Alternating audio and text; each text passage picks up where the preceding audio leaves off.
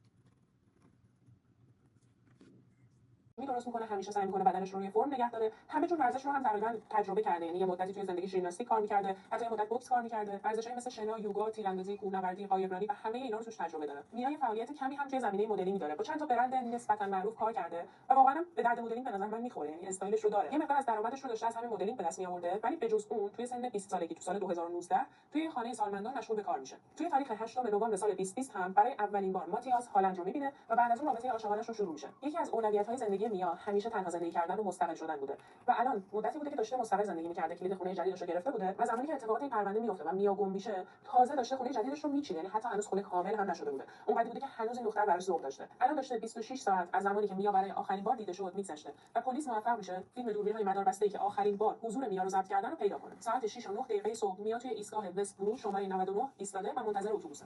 هوا خیلی سرد بوده و با اون لباسایی که میا واقعا داشته یخ می‌زده تا اینکه یه ماشین مشکی رنگ جلوی پاش وای میسته، شیشه رو میده پایین و شروع می‌کنه با میا صحبت کردن. آخه بشین دیگه زن.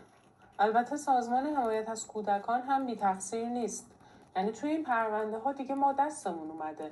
این سازمان ها، پلیس، هر اداره دولتی قرار نیست هیچ وقت برای هیچ کسی کار مفید انجام بده و فقط سهلنگاری میکنن و قضیه رو بدترش میکنن. ممنون که تا اینجا این ویدیو با من بودین. اگر هنوز لایک نکردین یادتون نره که لایک کنین و تا یک ویدیو دیگه خداحافظ. شنبه شب 5 فوریه سال 2022 اولین شب برداشتن محدودیت‌های مربوط به کرونا توی دانمارک بود. دیگه خبری از ماسک زدن نیست.